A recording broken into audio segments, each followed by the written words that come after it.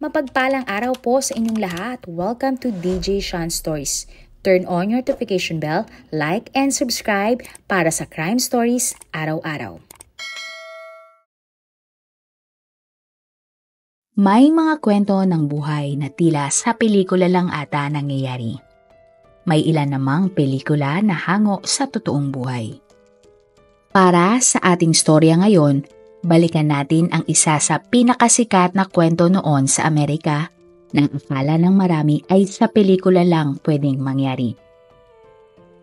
Ang babae sa kwento natin ngayon ay kinilalang si Sherry Papini, 24 years old. Ipinanganak siya noong June 11, 1982 at siya ay may isang kapatid na babae na si Sheila. Ang kanyang mga magulang ay sina Loretta at Richard. Habang nag-aaral, nakilala ni Sherry ang isang lalaki na si Kit Papini. Nagkaroon sila ng relasyon, subalit hindi iyon tumagal dahil lumipat ng ibang lugar ang pamilya ni Sherry. Nagkaroon ng bagong karelasyon si Sherry at kinasal pa umano ang dalawa. Ngunit hindi nagtagal ay naghiwalay din si Sherry at ang kanyang asawa. Taong 2006, muling nagkita sina Sherry at Kit. Ipinagpatuloy ng dalawa ang naudot nilang relasyon noon. At matapos nga ang 3 taon, nagdesisyon na si Sherry at Kit na magpakasal. Nagkaroon ng 2 anak sina Sherry at Kit. Tumira sila sa Redding, California kung saan naging masaya ang kanilang pamilya. Si Sherry ang nag-aalaga sa mga bata habang si Kit naman ay nagtatrabaho sa Best Buy. Ayon sa mga nakakakilala kay Sherry, napaka mapagmahal at masipag itong ina. Ang tawag pa nga nila kay Sherry ay Super Mom. Halos lahat ng tungkol sa pamilya ni Sherry ay tila perpekto. Pero hindi akalain ni naman ng lahat ng iyon ay magbabagong bigla. November 2, 2016, habang nasa trabaho si Kit ay tumawag ang kanyang asawang si Sherry. Sinabi ni Sherry na susunduin niya ang 2 niyang anak mula eskwelahan at siya ay magja-jogging pagkatapos. Makalipas ang ilang oras, umuwi na si Kit mula sa kanyang trabaho. Nagulat siya dahil walang tao sa kanilang bahay. Wala ang kanyang asawa at mga anak doon.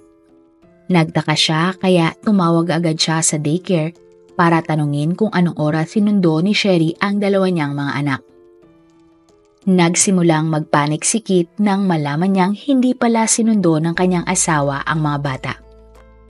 Dahil doon, tinawagan na ni Kit ang kanyang nanay para sunduin ang kanyang mga anak. Habang si Kit naman ay hinanap na si Sherry. Sinubukan ni Kit ang application na Find My iPhone para hanapin ang asawa. Gamit ang app na ito ay pwede mo nga matrack o mahanap ang isang phone. Ang cellphone ni Sherry ay nagping sa isang intersection na karaniwang dinadaanan ni Sherry kapag siya ay nagja-jogging. Agad na nagpunta si Kit sa lugar na iyon pero hindi niya natagpuan ang kanyang asawa doon. Bagkus, ang tanging nakita lang ni Kit ay ang cellphone at earphone ni Sherry. Ang earphone nga ay tila nakabilog pa na mayroon pang hibla ng mga buhok. Dahil sa kanyang nakita, lalong nag-alala si Kit na baka may nangyaring masama sa kanyang asawa. Bandang 5:50 ng hapon, tumawag na sa 911 si Kit para i-report ang nawawalang si Sherry. Ang kaso ng pagkawala ni Sherry ay umani ng maraming atensyon sa publiko at media. Ang kanyang pagkawala ay naging laman ng mga maraming balita ng national at international news sites. Sa investigasyon, napag-alaman ng mga pulis na bandang 2:00 ng hapon ay may nakakita kay Sherry. Ayon sa witness, nakita niya si Sherry na nagja-jogging at nakasuot pa ng pink na jacket. Wala naman daw nakita ang witness na kakaiba nang mamataan niya si Sherry. Sinimulang hanapin ng mga pulis si Sherry subalit sila ay bigo. Nagpakalat na din ang mga pulis ng mga poster na naglalaman ng impormasyon ni Sherry. Marami din ang nagboluntaryo na hanapin si Sherry. Iba't ibang search party ang isinagawa ng mga tao para kay Sherry. Lahat ng miyembro ng pamilya, kaibigan at ng nakakakilala kay Sherry ay in-interview ng mga pulis. Ngunit wala silang nakuhang impormasyon na makakatulong para hanapin si Sherry. Nadiskubre ng mga pulis na bago mawala si Sherry ay may kateks itong lalaki na mula sa Michigan. Sa pag-uusap ni na Sherry at ng lalaki ay nakatakda silang magkita. Kinausap ng mga pulis ang nasabing lalaki pero napatunayan nila na wala namang itong kinalaman sa pagkawala ni Sherry. Dumaan pa ang mga araw ay hindi pa din nahahanap si Sherry. Ilang beses lumabas sa media si Kit para manawagan sa pagkawala ng asawa.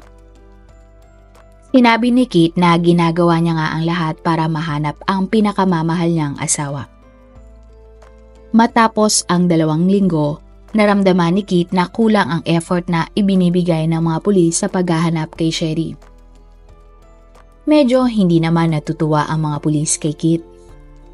Masyado daw kasi itong lumalabas at nagsasalita sa media. At dahil doon, nakokompromiso nga ang ginagawa nilang investigasyon. Itinuring din ng mga pulis na suspect si Kit. Sumailalim siya sa interogasyon at lie detector test. Nakapasa naman si Kit sa lie detector test at may matibay na alibay kaya agad na nawala ang suspetsya sa kanya.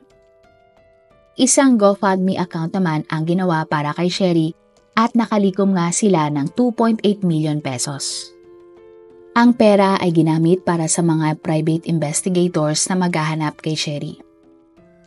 Habang gumugulong ang paghahanap, may isang tao ang nagboluntaryo na magbigay ng 2.9 million pesos bilang reverse ransom para kay Sherry. Ang reverse ransom ay kabaliktaran ng ransom money. Ibig sabihin, ang pamilya ng taong kinidnap ang nag-aalok ng pera sa mga kidnapper para ibalik nila ang taong kinidnap. At dahil ang nagbigay ng pera ay ayaw magpakilala, naghanap ang mga pulis ng kakatawan sa taong nagbigay ng ransom. Ang napili nila ay ang lalaking si Cameron.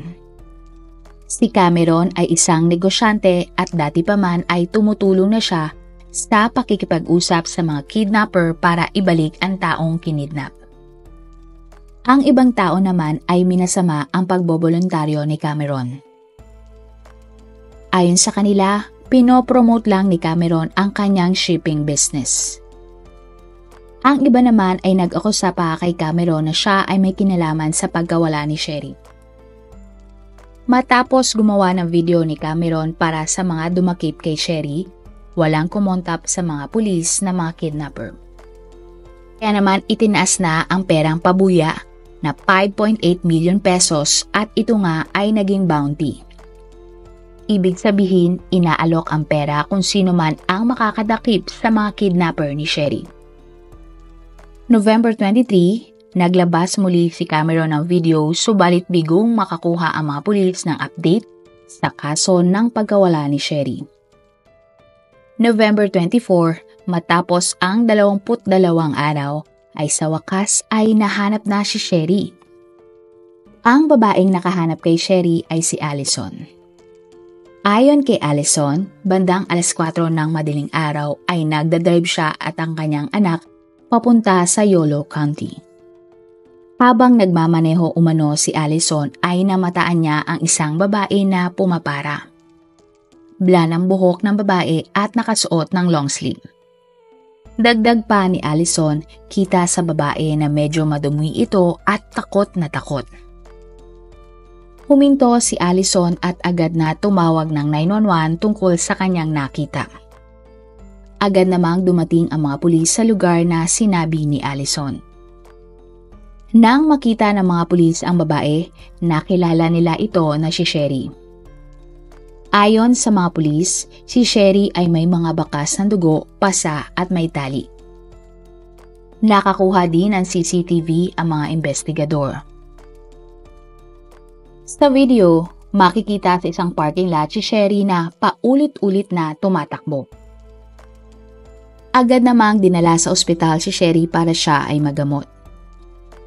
Sinabi ni Sherry sa kanyang doktor na may tinamo siyang pinsala sa paa dahil sa pagtakas. Pero matapos i-x-ray ang paa ni Sherry ay wala namang natagpuan ang mga doktor na pinsala. Napansin naman ng mga doktor na bumaba ang timbang ni Sherry at may pinsala ang kanyang ilong. Ang mahabang buhok ni Sherry ay naging maikli na nga din. At ang pinakagrabing tinamon ni Sherry ay tila isang tattoo sa likod na may katagang Exodus. Mabilis na tumakbo sa ospital si Kit nang malaman niyang natagpuan na ang asawang si Sherry. Sa sobrang saya ni Kit, niyakap at hinalikan niya ang kanyang asawa. Bukod sa mga sugat, may nakuha ding 2 DNA sa katawan ni Sherry. Ito ay mula sa isang babae at isang lalaki.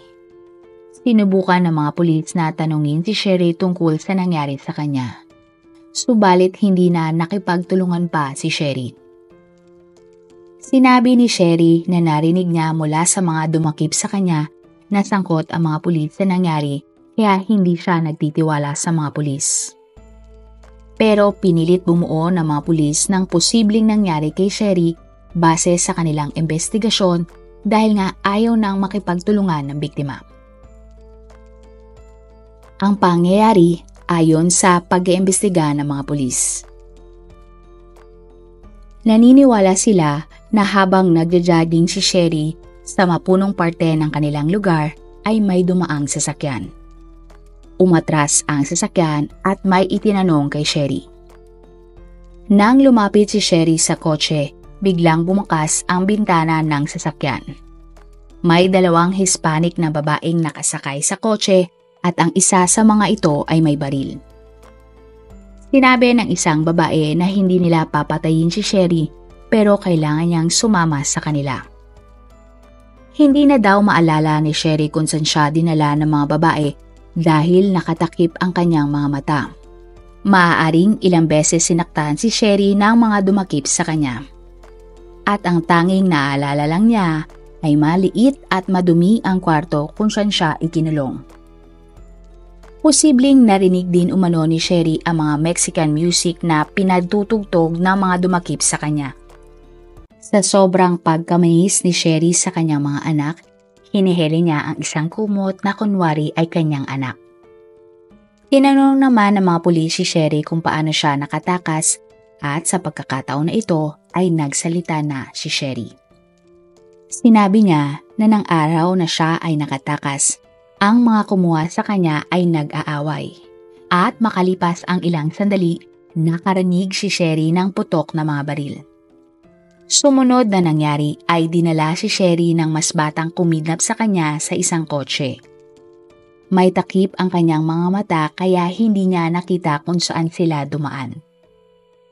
Dagdag pa ni Sherry, nakatulog umano siya habang nasa biyahe kaya wala siyang matandaang lugar na dinaanan nila. Makalipas ang ilang oras, tumigil ang kotse at sinabi ng kidnapper sa kanya na bumaba na ng sasakyan. Agad namang bumaba si Sherry at kumaripas ng takbo para tumakas. Nagawa din niyang maalis ang takip sa kanyang mga mata. Hanggang sa napadpad na lamang si Sherry sa lugar kung saan siya natagpuan ni Allison. Matapos makatakas, hindi kailanman nagbigay ng statement si Sherry sa mga pulis. Lumipas ang mga araw at matapos ang 1 taon nang mula nang kinidnap si Sherry, saka pa lamang siya nagbigay ng paglalarawan ng 2 babaeng kumidnap umano sa kanya.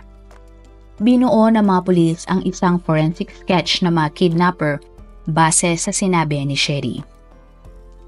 Ayon kay Sherry, laging nakasuot ng mask ang 2 babaeng kumidnap sa kanya.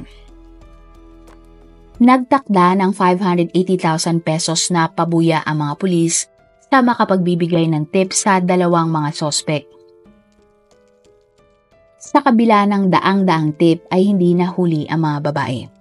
Binalikan naman ng mga pulis ang DNA na nakuha kay Sherry na baka makatulong sa kaso. At dito na nagtaka ang mga pulis na bakit may DNA ng isang lalaki si Sherry kahit na sinabi niya na dalawang mga babae ang dumakip sa kanya. Isinailalim nila ang test ng DNA pero walang sino man agnang match kung sino ito.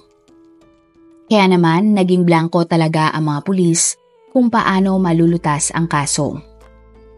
Hati naman ang opinyon ng publiko sa pagkawala ni Sherry. Ang ilan ay duda kung nagsasabi ba siya ng totoo dahil para sa kanila may mga detalye na hindi nagtutugma. Ang ilan naman ay naniniwala kay Sherry at nagsabing bakit naman gagawa ng kwento si Sherry. At taong 2017, lalong naging kontrobersyal ang kaso ng pagkawala ni Sherry. May mga lumabas kasing article sa tunay na ugali ni Sherry. Ayon sa balita, naniniwala ang kapatid ni Sherry na isang beses ay pwersahan daw pinasok ni Sherry ang kanyang bahay. May pagkakataon din na may nawawalang pera sa bangko ang tatay ni Sherry at ang pinaghihinalaang kumuha nito ay si Sherry. Bukod doon, may isang beses na may ginawang masama si Sherry sa kanyang sarili. Matapos nito, ay tinakot ni Sherry ang kanyang nanay na si Loretta at sinabing ipagkakalat niya na ang kanyang nanay ang may gawa noon. May isang professor din ang naglabas ng article at sinabing hindi siya naniniwala sa kwento ni Sherry. Ayon sa lalaki, nakakapagduda na dalawang babae ang sospek dahil ang mga ganong krimen ay karaniwang gawa ng mga lalaki. Tila din nakakapagtaka na pinakawala na lang si Sherry at walang hininging kapalit ang mga kidnapper. Muli namang kinausap uli ng mga pulis si Allison at idiniin niyang naniniwala siyang totoo ang pagdakip kay Sherry. Ang iba naman ay sinabing nang natagpuan ang cellphone at earphone ni Sherry sa damuhan, ang itsura nito ay mukhang hindi naman nahulog o naiwan.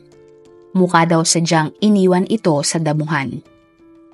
Dahil sa mga bagong lumabas na detalye at komento mula sa iba't ibang individual, mas naging curious ang publiko kung totoo nga ba o hindi ang nangyari kay Sherry o isang kalokohan lamang. At ang katanungan nga ng lahat ay natuldukan nang dumating ang March 3, 2022. Nang araw kasi na ito, inaresto ng FBI si Sherry dahil sa kasong making false statements to a federal law enforcement office at engaging in mail fraud. Ibig sabihin, naniniwala ang mga pulis na pineke lamang ni Sherry na siya ay kinidnap. Base sa mga reports, sinubukan daw tumakas ni Sherry mula sa mga pulis at ilang beses sumigaw ng no. Ayon sa mga pulis, marami silang ebidensya na peke ang lahat. Ang DNA ng lalaki na natagpuan kay Sherry ay pag-aari pala ng kanyang ex-boyfriend na si James Reyes. Nalaman ng mga pulis na kay James ang DNA dahil isa sa kanyang mga kamag-anak ay nagbigay ng kanyang DNA sa isang commercial testing site. Dahil doon, rumihistro sa mga pulis ang DNA ng kamag-anak ni James. Dito, nakita ng mga pulis na magkapareho ang DNA ng kamag-anak ni James at ng DNA na nakuha kay Sherry. At para makasigurado na si James nga ang hinahanap ng mga pulis na may-ari ng DNA, kinalkal nila ang basurahan ng lalaki. May natagpuan silang bote ng isang juice. Dito na nga nakumpirma ng mga investigador na tugma ang DNA ni James at ang DNA na nakuha kay Sherry. August 10, 2020, dinala sa police station si James para questionin. Bago pala ito, palihim na ang inaral ng mga pulis ang kaso ni Sherry at kung siya ba talaga ay kinidnap. Sa kwento ni James, sinabi niyang kinontak siya ni Sherry noon. Kinuwento umano ni Sherry sa kanya na sinasaktan at sinubukan siya umanong pagsamantalahan ng asawang si Kit. At dahil dito, gusto na ni Sherry na lumayo sa kanyang asawa.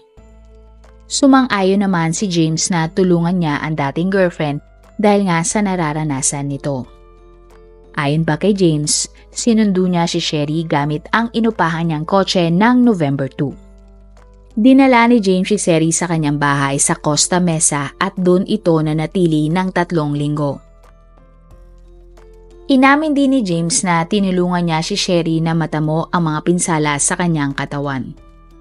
Si James din ang nagtato kay Sherry dahil na rin sa utos ng babae. Ang gusto daw kasi ni Sherry ay maging kapanipaniwala ang kwento niya na siya ay kinidnap. May iba pa daw inutos si Sherry kay James at sumunod naman ang lalaki. Pero gate niya na si Sherry lahat ang nag-isip ng mga gagawin. At bago umano ang Thanksgiving, nagdesisyon na si Sherry na gusto na niyang umawi at bumalik sa kanyang pamilya. Hiniram daw ni James ang isang kotse para ihatid si Sherry.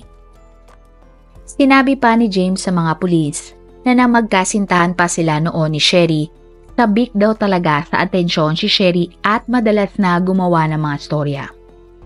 Nagsabi din ang pinsan ni James na 2 beses niyang nakita si Sherry sa bahay ni James. Pero katakatakang hindi man lang nila ito ni-report sa mga pulis. Nakakuha ang mga pulis ng mga ebidensya na nagpapatotoo sa lahat ng sinabi ni James. Base sa kumpanya kung saan nagtatrabaho si James, umabsent ito ng 2 linggo ng November 26. Ang kwarto ni James at ang kwarto kung saan itinago si Sherry ng mga dumakip sa kanya ay parehong-pareho base na rin sa deskripsyon ni Sherry. Sa kabila ng kanyang pag-amin, maswerteng hindi nakasuhan si James para sa partisipasyon niya sa ginawa ni Sherry. August 13, kinausap ng mga pulis sina Kit at Sherry para ipakita ang mga ebidensyang kanilang nakalap. Ayon kay Sherry, ang larawan ng kwarto ni James ay may hawig nga sa kwarto kung saan siya ikinulong pero hindi daw iyon ang eksaktong kwarto. Nang sabihin ito ni Sherry, doon na ipinakita ng mga pulis sa mag-asawa ang lahat ng ebidensya laban sa kanya. Ang tangi lang nasabi ni Sherry ay, no. Pinalabas ng mga pulis si Kit para makausap nila si Sherry. Inamin ni Sherry na kinausap niya nga si James pero pinagsisisihan na niya iyon. Matapos nga ang interogasyon, sigurado na ang mga pulis na nagsisinungaling si Sherry. Bukod doon, may isa pang kaso si Sherry. Nang nakauwi na si Sherry, nag-apply siya sa California Victims Compensation Board para sa pinansyal na tulong. Ang organisasyon na ito ay nagbibigay ng pera sa mga biktima ng iba't ibang mga krimen.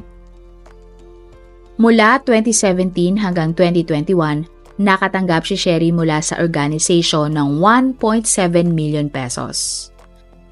Ang pera na nakalap sa GoFundMe para gamitin sa investigasyon ng pagkawala ni Sherry ay napunta pala sa personal na pangangailangan ni Kit, Sherry at pamilya Papini.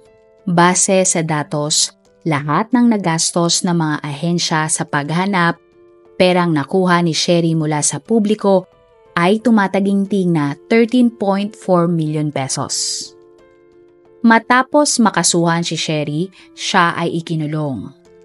Pinayagan ng judge si Sherry na makapagpiyansa sa halagang 6.9 million pesos. Inutos din ng korte na isuko ni Sherry ang kanyang passport.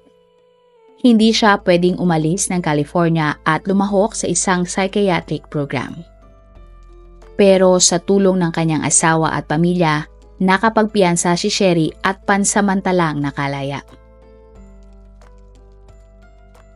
Lahat ay nagulat nang malaman na nagsisinungaling pala si Sherry at walang katotohanan ang kanyang mga kwento. Tinagurian nga siyang real-life gun girl. Ang palabas nga na Gun Girl ay pelikula na ipinalabas ng taong 2014 tungkol sa isang misis na pineke ang kanyang pagkawala. At ng April 18, 2022, bago pa man ang trial ni Sherry, umamin na siya ng guilty sa 1 count ng making false statements at 1 count ng mail fraud. Maiyak-iyak si Sherry nang aminin niyang gawa-gawa lamang niya ang lahat. Sa isang statement na nirelease ni Sherry, sinabi niya na, "Labis kong ikinahihiya ang aking sarili.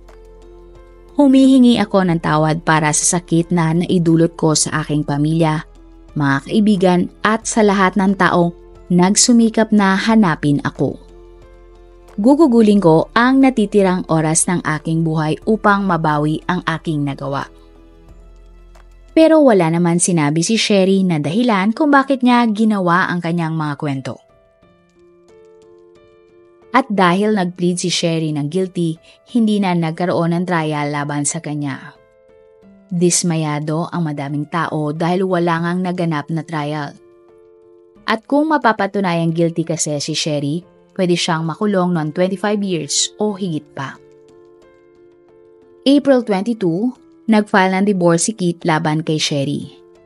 Ayon sa lalaki, nang nalaman niya ang lahat, kailangan niyang protektahan ang kanyang mga anak mula kay Sherry. Ang hatol ng kaso. September 19, hinatulan si Sherry ng 18 months na pagkakulong at 36 months na supervised release. Ibig sabihin, nakakulong pa din si Sherry pero sa bahay lamang at kailangan niyang sundin ang mga alituntunin.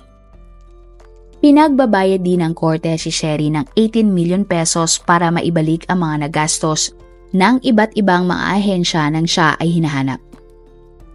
August 2023, nakalaya si Sherry 6 na buwan ng mas maaga kaysa sa orihinal niyang hatol. Taong 2023 din nang mag-grant ang divorce ni Sherry at Kit. Pero muling nagharap sa korte ang dalawa dahil nanghihingi ng pera si Kit mula sa pera nilang mag-asawa. Sinabi naman ni Kit na wala na lahat ng pera na iyon dahil nagastos na ito para sa pangangailangan ng kanilang pamilya. Iginiit naman ni Sherry na wala siyang alam kung saan ginastos ni Kit ang pera at ngayon na hiwalay na sila, ay wala na daw natira para kay Sherry. June 2024, matapos ang ilang taon, formal nang nagpa-interview si Kit tungkol sa ginawa ng dati niyang asawa. Idiniin ni Kit na kahit kailan ay hindi niya sinaktan ng asawa, taliwas sa mga sinasabi niyang kwento. Sinabi din ni Kit na kahit kailan ay hindi humingi ng tawad si Sherry sa kanya o sa kanilang mga anak. Sinabi niya din na hindi niya nakitang nagsisisi si Sherry at nang nabuking na nga si Sherry, hindi na kailanman kinausap ni Kit ang babae. Sinabi din ni Kit na ang plano siguro ni Sherry ay kunwari ay nakidnap siya para iligtas siya ni Kit. Sa ngayon ay may bago ng boyfriend si Sherry at nakunan pa nga ng media ang kanilang mga sweet moments. Sa tingin ninyo, ano kaya ang motibo ni Sherry at gumawa siya ng mga kwento-kwento at kinidnap pa kunwari ang kanyang sarili? Pera nga kaya ang dahilan ni Sherry kaya niya ginawa iyon? O masasabi talagang kulang siya sa atensyon? Kung mabibigyan ka ng pagkakataon na bigyan ng title ang ating istorya ngayon, ano ang iyong ilalagay? Marami pong salamat sa inyong panonood. Huwag kalimutang i-follow at mag-subscribe sa iba pa nating YouTube channel katulad ng Manila Boy Wonder Philippines at Tagalog Facts at Mysteries by DJ Sean. Mapagpalang araw po hanggang sa susunod na episode. Salamat sa lagi niyo pong pagtutok araw-araw. God bless everyone!